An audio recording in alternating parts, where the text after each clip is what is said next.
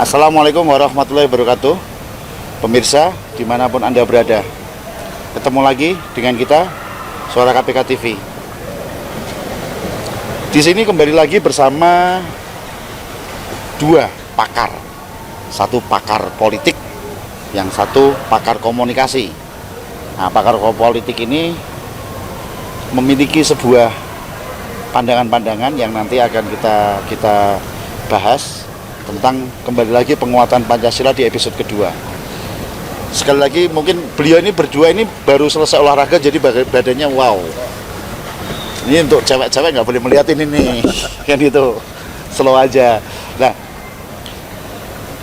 di sini ada lagi, kembali lagi bersama Gus Andi, beliau pakar komunikasi, bersama Bang Oyo, pengamat politik dan praktisi politik ini. Kita mengamati tentang peran serta.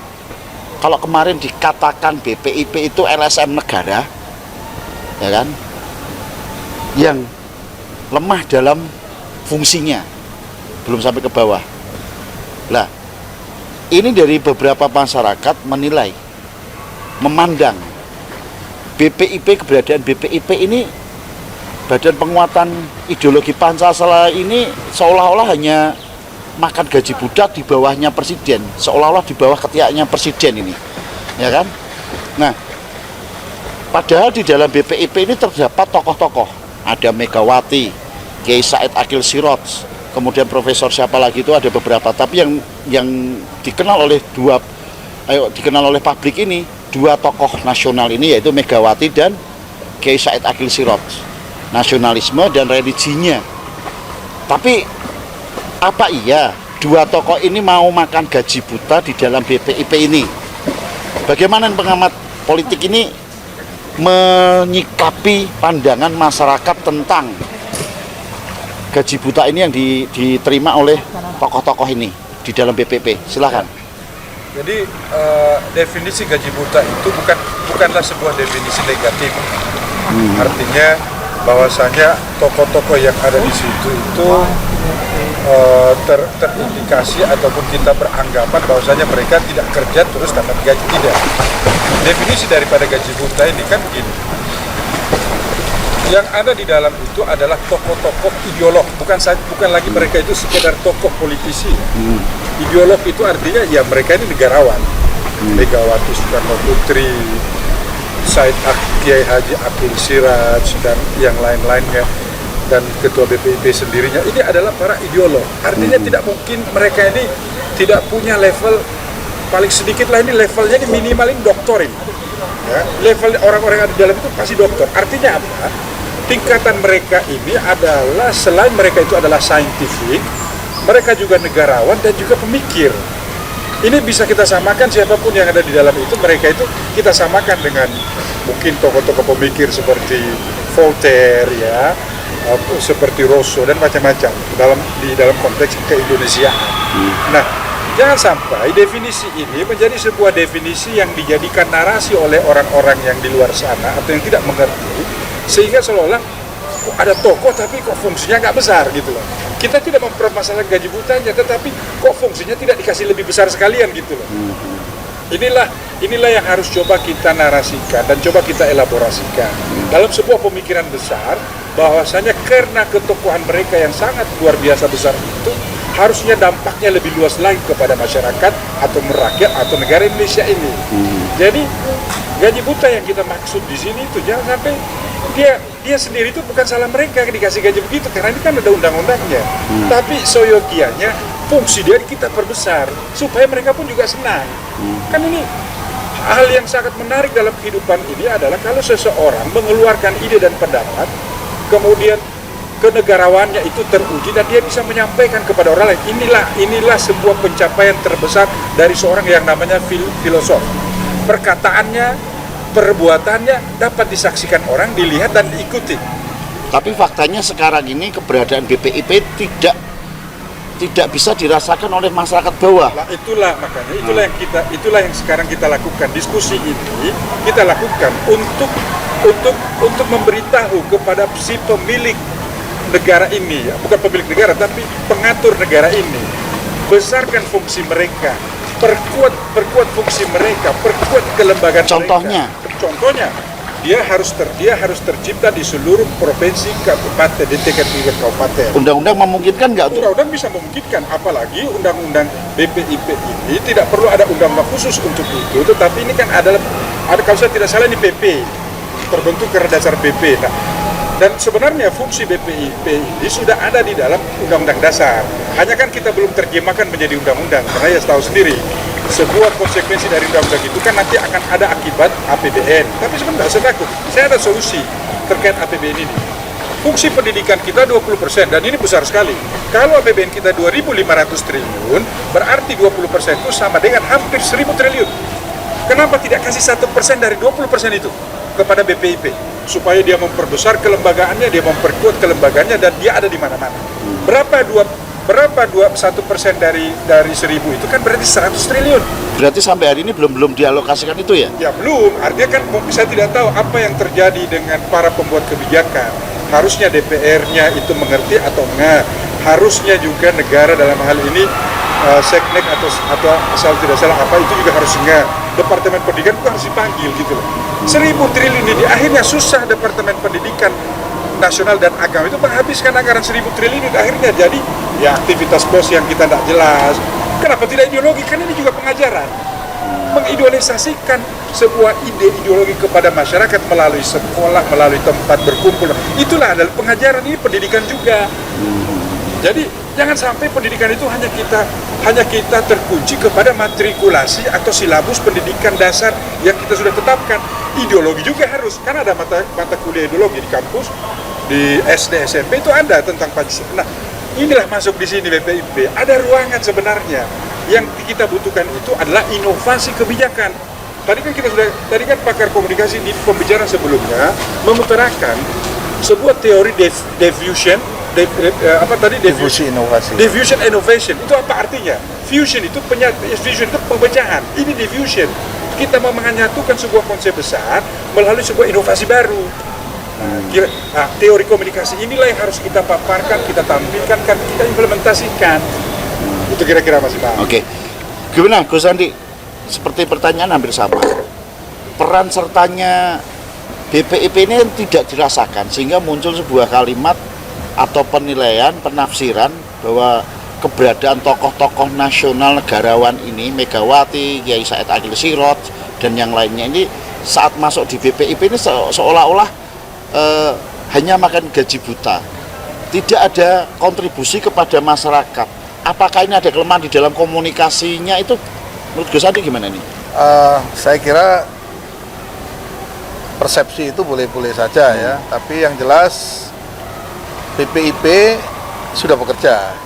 Artinya struktural di lembaganya ini di tingkat pusat sebagai badan sudah lengkap, ada direktur, deputi dan sebagainya.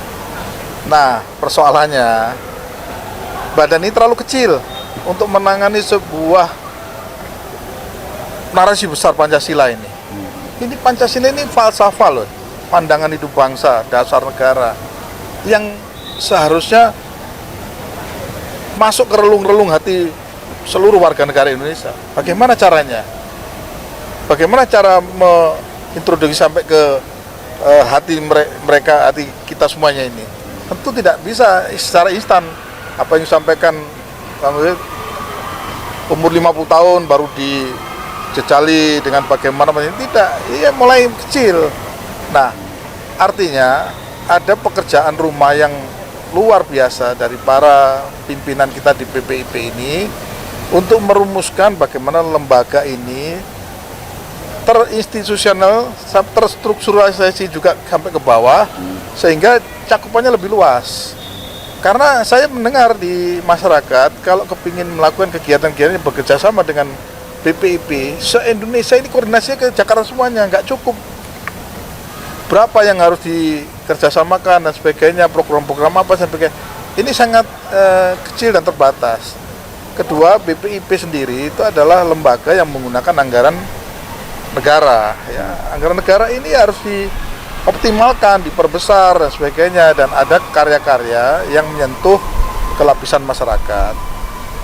Yang ketiga, bagaimana anak-anak muda kita yang 70% ya itu lebih menyukai mendapatkan informasi dari sosial media.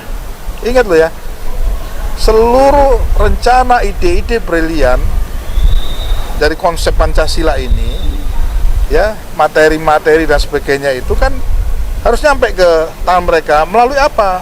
Tentu melalui saluran apa? Saluran komunikasi massa di situ mencakup sosial media yang sekarang selain media massa mainstream. Nah, 70% anak muda biar dia bangun tidur yang dicek pasti apa? Sosial medianya. Mau tidur sosial media, mau beraktivitas selesai aktivitas apapun sosial media. Nah, ini masuklah ke sana. Bukan hanya saya Pancasila, tapi apa Pancasila itu? Apa yang membuat anak-anak muda ini gandrung terhadap ideologi bangsanya itu? Nah, ini nanti akan bisa menangkal berbagai serangan-serangan budaya dari negara lain. Dan apa yang harus dilakukan oleh BPIP sendiri ya harus menggunakan teknik-teknik komunikasi yang baik, teknologi komunikasi digunakan, teori komunikasi difusi inovasi bisa dijalankan dan sebagainya. Ini akan menambah daya gempurnya untuk menuangkan ide-ide cemerlang bagaimana Pancasila itu bisa digandrungi anak-anak muda. Anak muda ini lebih penting karena apa? Kalau dia tidak diisi dengan ini, siapa yang ngisi lagi? Ya budaya lain. Pancasila ini lengkap sekali, ya. Dan Pancasila ini tidak ada pertentangan sama sekali dengan agama. Jadi ini saling tumbuh dengan sendirinya, nggak bisa disamakan. Terus apa yang harus dilakukan oleh BPIP? Kan tadi disampaikan BPIP itu berdiri karena ada payung hukumnya PP. Ya. Sedangkan implementasi ke undang-undangnya kan belum ada nih dan belum dirasakan oleh masyarakat. Jadi wajar dong ketika masyarakat menilai BPIP ini hanya makan gaji buta tanpa memberikan kontribusi. Makanya komunikasi apa yang harus dilakukan oleh BPIP supaya menyentuh ke masyarakat? Ya, itulah. Jadi ruang gerak BPIP itu harus mencerminkan kemampuan menggunakan teknologi komunikasi, sebaran-sebaran promosi iklan maupun konten-konten yang ada kaitan dengan kehidupan berbangsa, berideologi Pancasila ini harus tercermin dalam sebuah konten-konten yang menarik, bukan iklan dalam arti secara normatif dan sebagainya, tapi harus masuk ke semua lini, ya, semua kehidupan, semua bisnis, semua jaringan kelompok kepentingan termasuk politik dan sebagainya. Pancasila saja ada yang sudah mendarah daging, itu masih ada banyak lawannya, masih banyak orang-orang yang tidak suka dengan Pancasila. Apalagi kalau Pancasila ini terkerdilkan dengan sendirinya karena tidak optimalnya dalam membuat satu program-program ini kalah dengan serangan-serangan anti Pancasila itu sendiri. Oleh karena itu kekuatan para elitis kita, ya, Presiden Jokowi ini sudah bagus, di bawah kendali beliau lah BPIP ini terbentuk.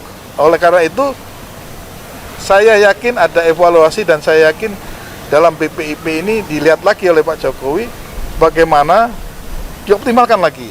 Berarti paling tidak pemerintah ini mestinya harus belajar dengan berdirinya BP7 kemarin ya. Dulu itu tinggal diadopsi, direpro kembali programnya sehingga bisa menyentuh masyarakat. Betul. Dan itu harus dibutuhkan ilmu komunikasi nuansanya kan berbeda. Kalau dulu nuansa komunikasi dan kebijakannya kan top down, dari pusat ke bawah, kebijakan ini datang semua. Sekarang ini harus digali dari bawah, dibalik, bottom up. Tapi strukturalnya ini harus tetap pemerintah pusat tanggung jawab memberikan sebuah institusi-institusi yang bisa mengatur, menyerap dan mengkomunikasikan, mengelaborasikan kepentingan ide-ide maupun suasana-suasana terbarukan seperti sekarang ini. Apa saja yang dinikmati oleh orang banyak, anak muda, kesukaannya konten apa, dalam bentuk apa, itulah jadi harus dikoordinasikan. Tetap menggunakan sosial media itu untuk disosialisasikan. Betul, itu syarat utama ya. Kalau kepingin informasi itu cepat tertangkap ke masyarakat, sosial media adalah cara saluran komunikasi yang paling ideal. Karena tidak menunggu lama, detik ini pun sekian masyarakat bisa nonton. Sekian bisa meneruskan ke kelompok dan komunitas yang lainnya. Terus dilakukan perbaruan update untuk membuat itu. Oke. Bang Oyo, ini kan kalau kita melihat penjelasan tadi, antara BPIP dengan LSM ini atau Ormas ini kan kayaknya BPIP ini punya pemerintah dan anggarannya jelas, sedangkan Ormas kan anggarannya belum jelas nih sumber anggarannya. Sedangkan kalau Ormas saja bisa sampai tingkat kota kabupaten, apa yang menjadi kendala BPIP kok nggak bisa terbentuk sampai ke bawah sehingga mensosialisasikan ke masyarakat? Political will, political decision maker, itu aja. Siapa itu yang mestinya? Ya, presiden dalam hal ini sebagai sebuah pemangku pemerintah dan pembuat kebijakan harus berani untuk mengeluarkan sebuah aturan yang memperkuat. Gini loh, kita ini apapun ceritanya harus berterima kasih kepada 3 presiden terkait dengan Pancasila dan implementasi dan perwujudannya di bawah. Satu itu adalah kepada Presiden Soekarno, karena beliau berhasil menggali intisari bangsa ini menjadi sebuah konsep besar yang kita namakan falsafah. Yang kedua, tidak boleh kita lupakan jasa Presiden Soeharto dengan menginstitusionalisasikan Pancasila itu, dan artinya sebenarnya dalam konteks ini dipaksakan menjadi sebuah ideologi paksaan terhadap semua organisasi yang ada. Itu penting. Seandainya tidak ada Soeharto, bahaya ini kita Pancasila ini. Ini bayangkan 30 tahun kita dogma induk kita mengideologisasikan ini 30 tahun. Apapun ceritanya kita harus memberikan kredit ataupun penghargaan terhadap Pak Harto bahwasanya ke pemerintah ketika beliau menjadi presiden berhasil mendoktrinisasi Pancasila menjadi ideologi negara. Tidak ada yang boleh melawan pada waktu itu. Nah, Jokowi dalam konteks hari ini, selama hampir masa 10 tahun ini, Jokowi berhasil memodernisasi implementasi pelaksanaan Pancasila menjadi sebuah kekuatan yang kira-kira itu muncul dari bawah ke atas. Tapi 2 presiden sebelumnya harus kita berikan kredit yang sangat besar. Terus menurut Bang Oyo nih, sampai itu belum terjadi, ada nggak menurut pandangan Bang Oyo itu ada kelompok-kelompok tertentu untuk mengkerdilkan Pancasila ini? Tidak ada urusan dengan mereka, karena ini adalah negara Indonesia. Yang mau mengkerdilkan keluar dari wilayah Indonesia, jangan hidup di sini. Pancasila ini adalah kesepakatan konsensus nasional kita. Ada yang tidak mau menerima Pancasila, suruh keluar mereka, karena tidak ada urusan dengan ideologi lain. Kita berusaha untuk membentuk sebuah ideologi yang menyatukan kita. Oh, berarti pandangan tentang gaji buta ini tadi kepada masyarakat, kepada BPIP ini prinsipnya bahwa itu karena mereka belum tahu aja ya? Belum tahu, ini kan metafor terhadap sebuah pendapat bahwasanya definisi gaji buta itu akan terjadi kalau ada prasyarat atau sangkaan orang bahwasanya yuk gaji besar, tugas kecil. Ini kan gaji buta, sebenarnya ada juga fungsinya. Tapi kan fungsi dengan gaji yang besar begitu dan tugas yang sangat besar, apalagi yang kita pikirkan itu bukan angka gajinya, ya, tapi ideologi para orang-orang yang ada di dalamnya, ideologinya itu. Kan mereka ini bukan sembarangan, pasti baca buku tiap hari. Artinya mereka ini sudah levelnya doktor. Sayang gitu kalau ilmunya tidak terlalu menyebar kemana-mana dengan kekuatan yang ada. Ada Megawati di situ sebagai ketua partai pemenang pemilu. Coba bayangkan, ketua partai pemenang pemilu ada di dalam BPIP itu. Apakah beliau tidak bisa mensosialisasikan dengan begitu gampang? Harus bentuk ini, harus bentuk di seluruh kabupaten kota melalui macam-macam lah. Karena beliau kan punya akses sampai di tingkat kelurahan dan desa pasti beliau punya akses. Di situ juga ada Said Akil Siraj, mantan ketua PBNU. Apa artinya beliau pasti punya jaringan sampai NU di tingkat yang paling RT RW pasti ada. Berarti karena itu belum bisa terbentuk karena terbentuk pada sebuah payung hukumnya ya? Bukan payung hukum, payung aturan. Hukum kan sudah ada. Jadi kan tinggal mengimplementasikan. Ada kekuatan supaya ada justifikasi orang-orang yang ada di dalam di situ di BPIP itu bisa berkreativitas tinggi gitu loh dalam koridor hukum ini. Oke. Jadi gitu pemirsa, prinsipnya bahwa BPIP ini ada satu kendala, hanya ada di tingkat pusat, sehingga belum bisa maksimal dirasakan oleh masyarakat program-programnya. Jadi itu pendapat masukan dari pakar budaya, pakar komunikasi dan pengamat politik ini, Presiden harus berani mengambil satu kebijakan, mendorong, mendukung dan memberikan kebebasan yang besar atau otoritas yang sangat luas supaya keberadaan BPIP ini bisa dirasakan oleh masyarakat, bisa mengadopsi, mengrepro program BP7 dulu. Saya pikir nggak ada masalah kan gitu, Pak. Ya, oke. Nah, komunikasi ini juga perlu dilakukan melalui komunikasi politik dan komunikasi massa. Kemudian ada inovasi, difusi inovasi ini harus dilakukan oleh pemerintah sehingga keberadaan dua tokoh ini bukan hanya sebatas titip nama aja. Berikanlah kekuasaan dan kebebasan mereka. Demikian pesan-pesan yang ada di diskusi ini. Peran serta BPIP sangat dibutuhkan oleh masyarakat. Kekuasaan dan kewenangan dalam mengaplikasikan program perlu diperluas sehingga sampai ke daerah. Demikian, mudah-mudahan bermanfaat untuk semuanya. Terima kasih Gus Andi. Terima kasih. Kembali lagi, tetap segar. Nah, gitu. Oke. Gini, nah, wah keluar ini keluar ini. Oke, terima kasih. Assalamualaikum warahmatullahi wabarakatuh.